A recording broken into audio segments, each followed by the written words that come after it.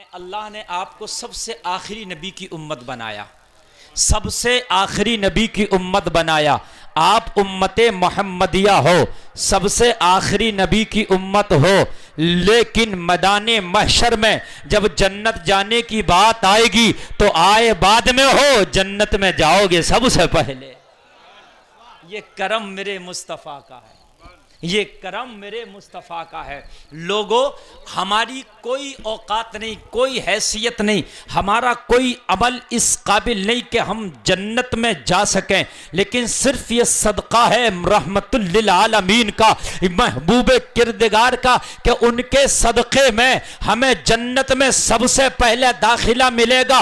होना तो ये चाहिए था, जो पहले आया उसको पहले जन्नत में जाना चाहिए, लेकिन ये उम्मत सबसे बाद में आ रही है, सबसे पहले जा रही है। मौला, ये वजह क्या है, ये मामला क्या है? जवाब मिला, गुलफान, इसमें तेरा कोई कमाल नहीं है, ये मदीने वाले मुस्तफा का कमाल है। वाह वाह वाह, इतनी बड़ी आपको इतना बड़ा मर्तबा दिया कि कुरान में रब ने फरमा दिया, कुन तुम खैरा उम्मा, सबसे बेहतर उम्मत तुम हो, सबसे बेहतर उम्मत तुम हो। तअमुरूना बिल मारूफ व तनहौना अनिल मुनकर, तुम भलाइयों का हुक्म दोगे और बुराइयों से रोकने वाले हो। सूफी साहब तवज्जो फरमाइए। आज मुसलमान का हाल यह है कि अपने आप को समझता है मेरी नैया बच जाए, बाकी कोई किधर जाए। मुस्तफ़ा के गुलामों की ये शान नहीं है।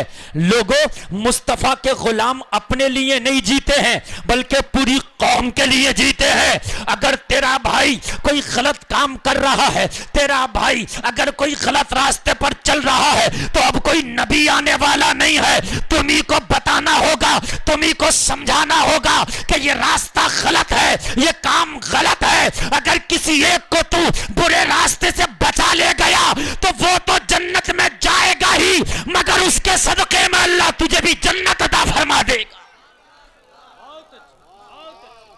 एक बार तो कोशिश करो यार। हमारे यहाँ क्या होता है कि हमारे पड़ोस में, हमारी बस्ती में, हमारे गांव में, हमारे शहर में कोई बुरा काम हो रहा है, आप बहुत मोहब्बत से बैठे हैं, हजरत ने आपसे वादा लिया है कोई उठ के नहीं जाएगा, और इंशाअल्लाह तकरीर मैं कोशिश करूंगा बहुत लंबा नहीं बोलूं, छोटा बोलूं, लेकिन बहुत अच्छा और जबरदस्त बोलूं। आप बहुत, हजरत से आपने वादा किया, आप तशरीफ रखिएगा। हजरत, आपकी जिम्मेदारी है कि अगर आपकी बस्ती में कोई गलत काम हो रहा है उसको रोकने की कोशिश करो। आपके खानदान में, आपके घर में, आपके महल्ले में रोकने की कोशिश करो, इसलिए कि अब कोई नबी नहीं आने वाला। यह जिम्मेदारी तुम्हारी है, इन उलमा की है।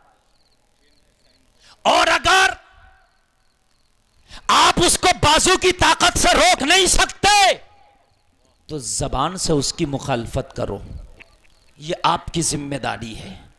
और अगर जबान से भी मुखालफत नहीं कर सकते तो उसे दिल में बुरा जानो, यह आपकी जिम्मेदारी है। और इन तीनों कामों में से कुछ नहीं कर सकते तो अपने ईमान का जायजा लो कि ईमान है कि निकल गया है।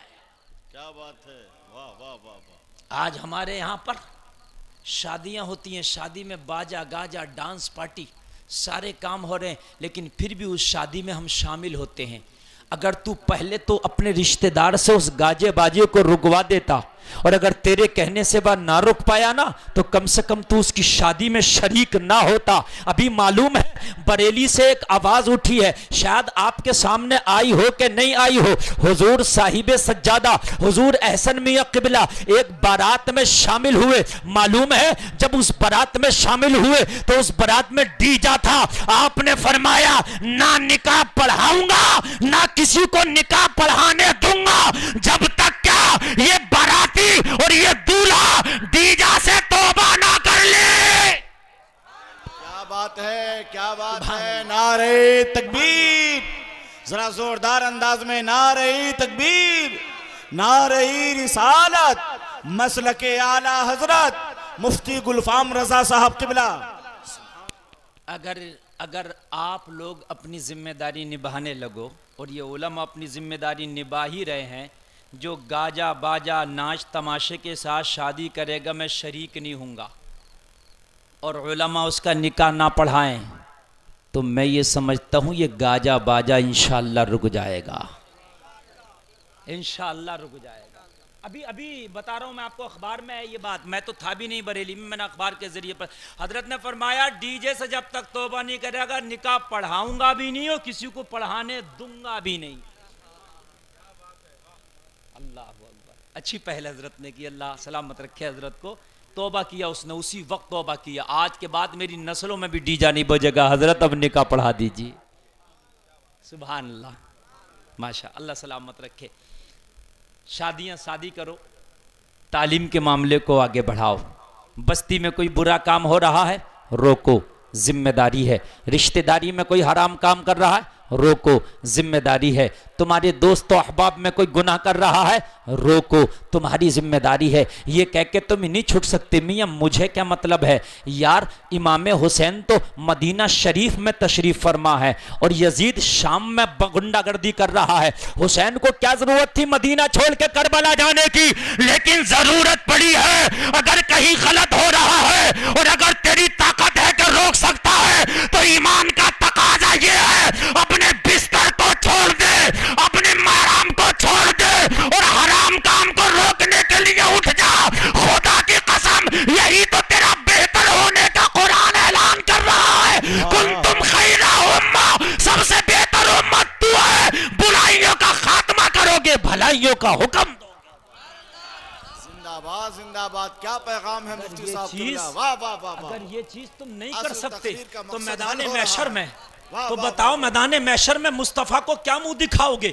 नबी तो फरमाएंगे मैंने तो तुम्हें सबसे अफजलियत का दर्जा दिलाया था, बाद में आए हो, जन्नत में एडमिशन तुम्हारा पहले करा रहा हो, मैंने अशरफुल मखलूकात का ताज तुम्हारे सर पे रखवा दिया है।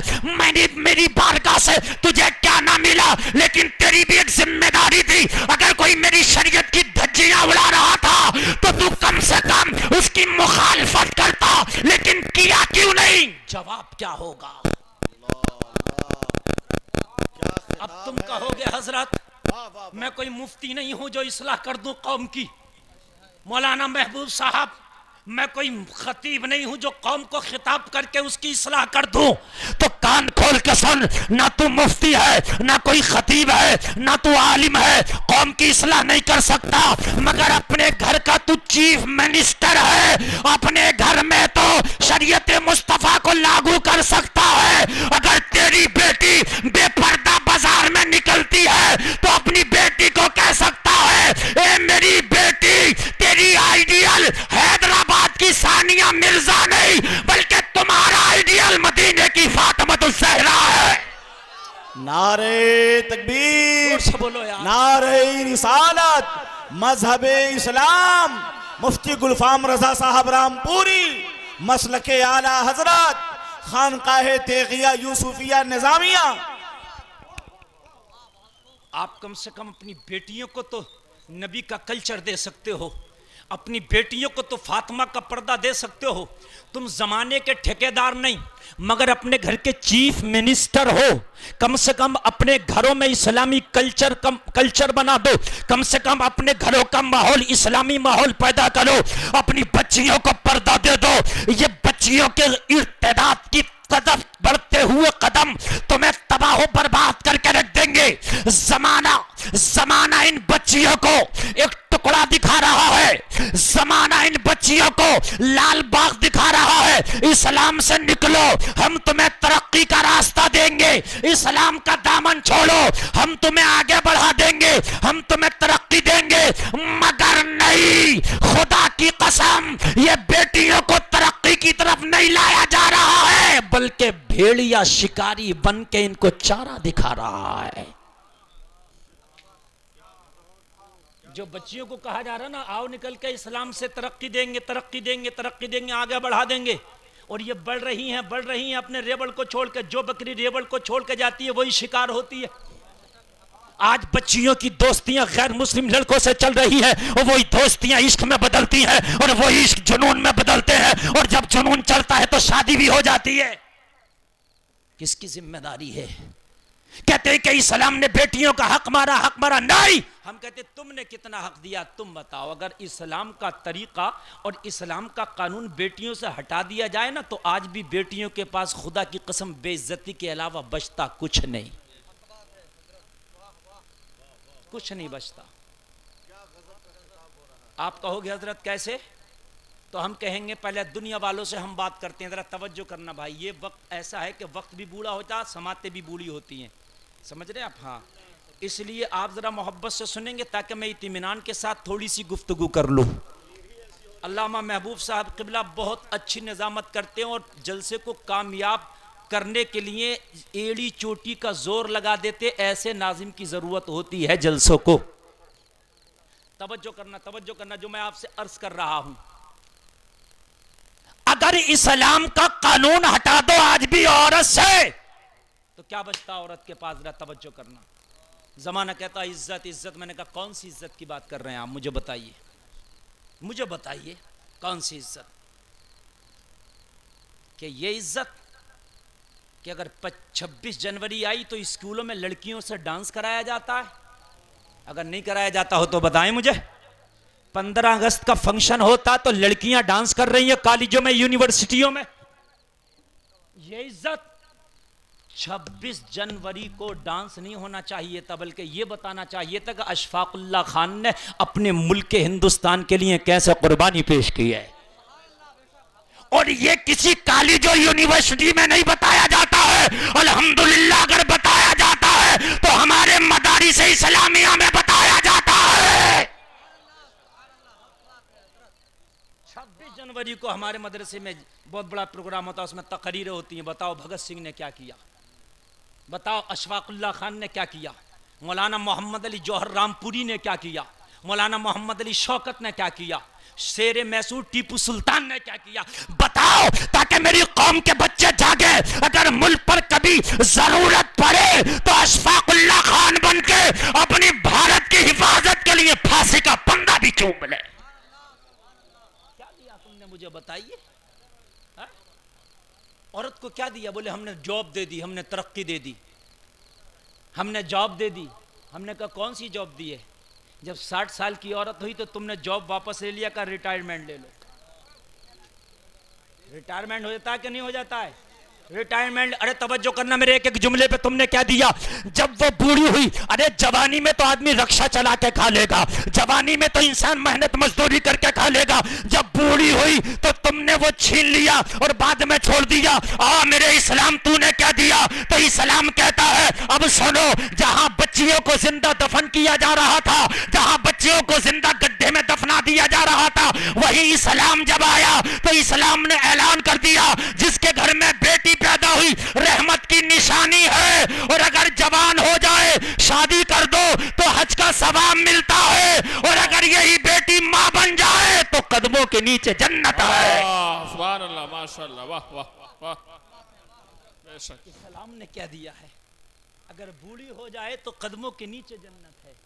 और इस्लाम के नुक्ते नजर से देखो तो यही बूढ़ी इसका बेटा जवान हो जाए तो इस्लाम कहता है अगर बूढ़ी माँ के चेहरे की जियारत करो तो हज मकबूल का सवाब है।